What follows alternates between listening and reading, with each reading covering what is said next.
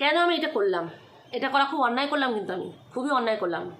মানুষের শরীরের শারীরিক খুদ নিয়ে কোনোদিন কাউকে কিছু বলতে নেই, কারণ কার জীবনে কখন কী নেমে আসবে কেউ বলতে পারে না, কেউ বলতে পারে না, ঠিক আছে? তো এইটা করা খুব খুব অন্যায়, কিন্তু আমি করলাম বাধ্য হয়ে।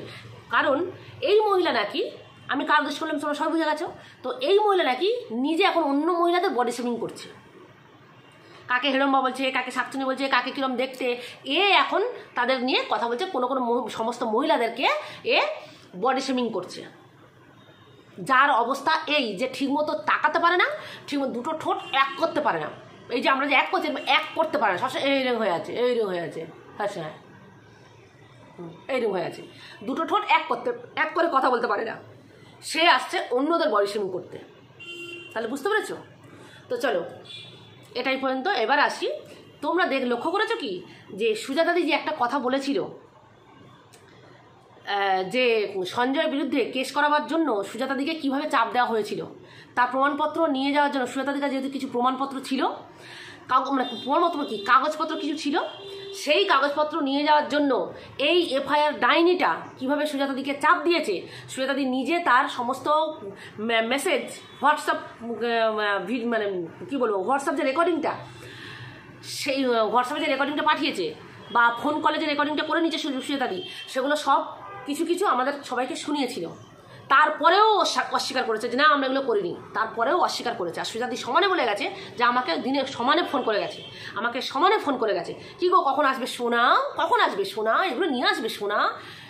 মানে প্রমাণ নেওয়ার জন্য সুজাতাদিকে দিয়েই কেসটা করাবে, কারণ নিজের তো কোনো অকাত নেই, নিজের তো কোনো ক্ষমতা নেই। অন্যদেরকে টেনে টেনে ভিক্ষে চেয়েছে পাগল করে তার পায়ে হাতে ধরে টেনে নিয়ে এসে ওকে কেস করাতে হচ্ছে, এর বিরুদ্ধে তার বিরুদ্ধে ওর বিরুদ্ধে। তা সেম সুজাতাদিও কিন্তু বলেছিল যে আমাকেও পাগল করে দিয়েছিল ফোন করে সঞ্জয়ের বিরুদ্ধে কেস করাবার জন্য, কাগজপত্রগুলো নিয়ে যাওয়ার জন্য।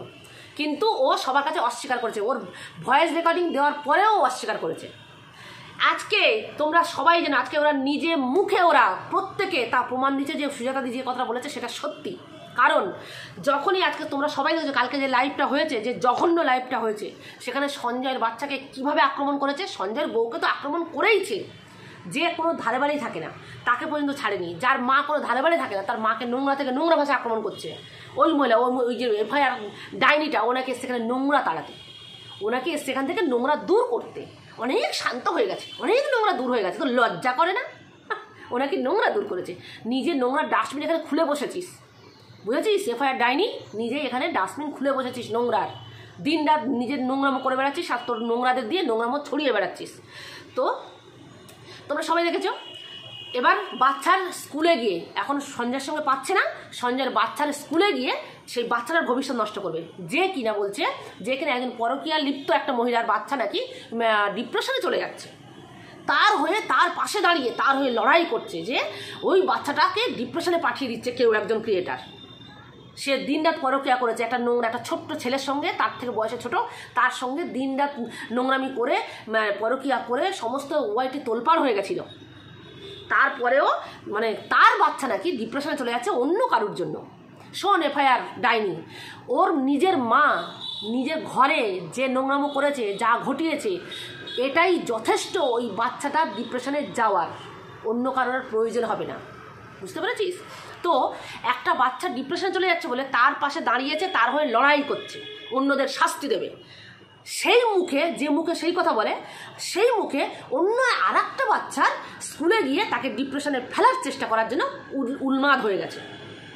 এ কীরকম বিচার তোর? কিরে এফআইআর ডাইনি, এ কীরকম বিচার?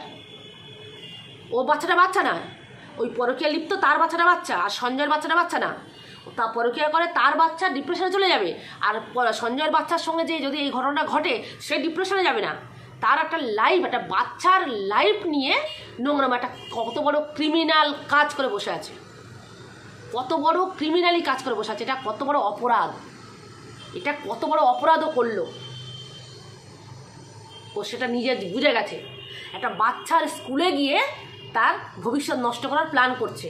সবাই মিলে চলো বাচ্চার স্কুলে, তোর বাচ্চা নেই, আমরা তোদের বাচ্চারা যেতে পারি না, তার মানে কী প্রমাণ করছিস? যে আমরাও যাতে তোদের বাচ্চার স্কুলে যাই, তাই তো? তোদের যারা যারা যে কটা শুগনি, যে কটা ডাইনি, যে কটা কুত্তিকে নিয়ে ঘুরছিস, তাদের প্রত্যেকের বাচ্চা আছে, তাদের প্রত্যেকের বাচ্চা স্কুলে পড়ে। তাহলে তুই যদি এটা ওই অভিযানটা চালু করিস তাহলে আমরাও তো এই অভিযান চালু করবো, তাই না? কারণ তুই রাস্তা দেখাচ্ছিস আর তোর রাস্তায় আমরা হাঁটবো, এটাই তো হওয়া উচিত। তো এ বাচ্চাদের স্কুলে গিয়ে অ্যাটাক করবে, এই যে একটা মারাত্মক আইনি অপরাধ করে ফেলেছে, এটা তো একটা অপরাধ, এটা তো মারাত্মক অপরাধও একটা, ঠিক আছে, আইনত অপরাধ। ও সেটা বুঝে গেছে সঞ্জয় কোথায় কোথায় যাবে, আর বাচ্চাদের নিয়ে কোথায় কোথায় যাওয়া যায়, বাচ্চাদেরকে নিয়ে কারা কারা বসে আছে তাদের প্রতিভা মানে বাচ্চাদের ন্যায় পাইয়ে দেওয়ার জন্য, সেটাই মহিলা জানে।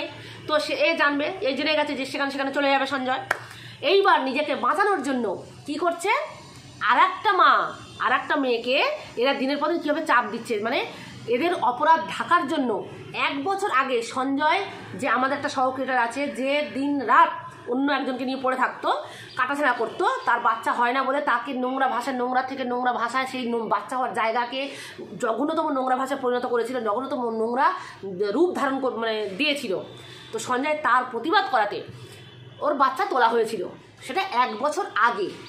যার বাচ্চা হয়নি সেই বাচ্চা নিয়ে তাকে মেরে দেবে, নষ্ট হয়ে যাবে, অনেক কথা বলেছিল। তার প্রতিবাদ করার জন্য সঞ্জয় ওর বাচ্চার কথা বলেছিল হয়তো, সেটা 1 বছর আগেকার ঘটনা। তারপরে সব মিটমাট হয়ে গেছে, সব ভুল বোঝাবুঝি হয়ে গেছে, সব কিছু মিটে গেছে নিজেদের মধ্যে। তারপরেও আজকে তাকে নিয়ে টানাটানি করছে যে চলো তোমাকে থানায় কেস করতে হবে সঞ্জয় বিদের বাচ্চাকে নিয়ে, যে তোমার বাচ্চাকে এই করেছে, তাকে জোর দিচ্ছে। এবার যখন সে রাজি হচ্ছে না যেতে, যে সে 1 বছরের ঘটনা সব মিটে গেছে, এখন সে কেন যাবে এই নিয়ে কথা বলবে, কেন? সব তো মিটমাট হয়ে গেছে, তারপর তার সঙ্গে কথাও হয়েছে সঞ্জয়ে, তাহলে এখন কেন সেই বিষয় নিয়ে টানাটানি হবে? সে হয়তো সেটাকে মেনে নিতে পারছে না, যে এখন সে যাচ্ছে না। এইবার তাকে কিভাবে আক্রমণ করছে ওরা প্রত্যেকে, সেটা তোমরা সবাই দেখতে পাচ্ছ। ও কেন যাচ্ছে না, তাহলে বুঝেছো যে ওদের নিজেদের কোনো ক্ষমতা নেই। ওই এফআইআর ডাইনি যে দিন রাত যে সবাইকে বড় বড় লেকচার মারছে, হ্যান করেঙ্গা ত্যান করেঙ্গা, ওর নিজের কোনো ক্ষমতা নেই। ওই একে ধরে তাকে ধরে ওকে ধরে এফআইআরগুলো করাচ্ছে, জিডিগুলো করাচ্ছে। এবার ওই সহক্রিয়েটারটাকে ধরেছে, মানে আমাদের সহক্রিয়েটারটাকে ধরেছে, যাকে আমরা খ্যাকশিয়াল বলি, তাকে ধরেছে। সে যখন রাজি হচ্ছে না, তাকে পাগল করে দিচ্ছে, সে এখন রাজি হচ্ছে না, এবার তাকে অ্যাটাক করা শুরু করে দিয়েছে। কীভাবে জঘন্যভাবে তাকে অ্যাটাক করছে, কারণ সে রাজি হচ্ছে না যেতে। আবার অথচ এরা বলছে না আমি সুজাতাদিকে আমরা বলিনি, ডাকিনি। সুজাতাদি যে কথাটা বলেছে আজকে এরা নিজেরা প্রমাণ করে দিল যে প্রত্যেকটা কথা সত্যি।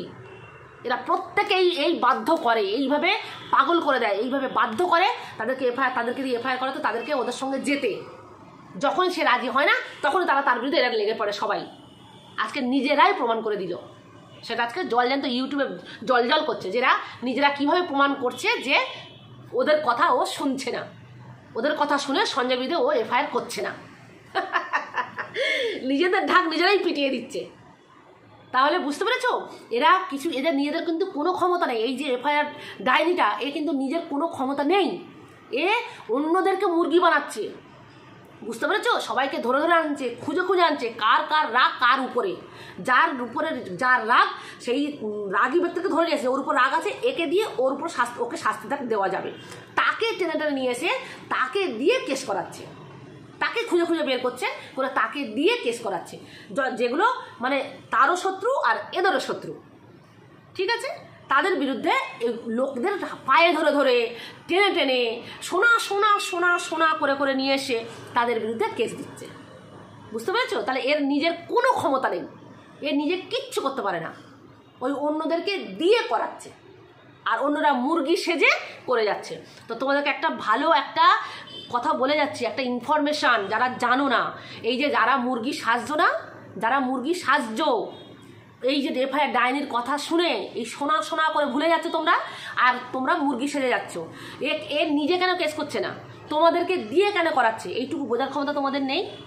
কারণ আইনে আছে, যদি কারোর নামে ফেক কেস দেওয়া হয়, সেইটা যদি প্রমাণ হয় যে কেসটা ফেক, তা যদি সঠিক প্রমাণ না দিতে পারে, তাহলে সেই ফেক কেসে ঢোকানোর জন্য যে ঢুকিয়েছে তার বিরুদ্ধে স্টেপ নেওয়া হবে, তার বিরুদ্ধে স্টেপ নিতে বাধ্য আইন। ঠিক আছে, মহামান্য আদালত তার বিরুদ্ধে স্টেপ নিতে বাধ্য। মিনিমাম 2 বছরের তার জেল, তারপর তার জরিমানা আছে যদি কাউকে ফেক কেসে ঢোকানো হয়, যদি প্রমাণ দিতে না পারে যে ও ওই কেসে অপরাধী। বুঝতে পেরেছো? সুতরাং এই এফআইআর ডাইনি এত চালাক, এত শিয়ানা, ও তো জানে যে ফেক কেস প্রমাণ করতে পারবে না, আর যদি প্রমাণ না হয় আমাকে ধরে টানা নেবে, আমাকে জেল খাটতে হবে। সুতরাং আমি সাইডে থাকবো, এই মুরগিগুলো কটাকে মুরগি বানাবো, এদেরকে দিয়ে কেস করাবো, করিয়ে এরা তো প্রমাণ করতে পারবে না, আর এদের বিরুদ্ধে উল্টো ওরা কেস করবে, এরা জেল খাটবে, আমি বাবা সাইড কেটে বেরিয়ে যাবো, আমাকে তো কেউ কিছু করতে পারবে না, কারণ আমি তার কোনো কেস করিনি, আমার নাম তো ওখানে নেই। এত বড় শিয়ানা, সবাইকে মুরগি বানাচ্ছে আর সবাই মুরগি বানায় ছুটছে।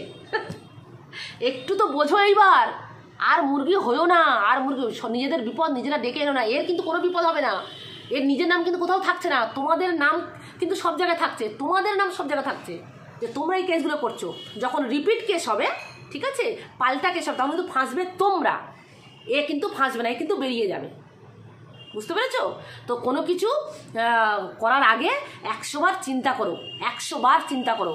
এই যে ফেক, এই যে ফেকধারী একটা ভণ্ড সমাজসেবিকা, ভণ্ড মানবাধিকার দিদি, এই ভণ্ড, এর কথায় কিন্তু কেউ ভুলো না, তোমাদেরকে সাবধান করে দিলাম।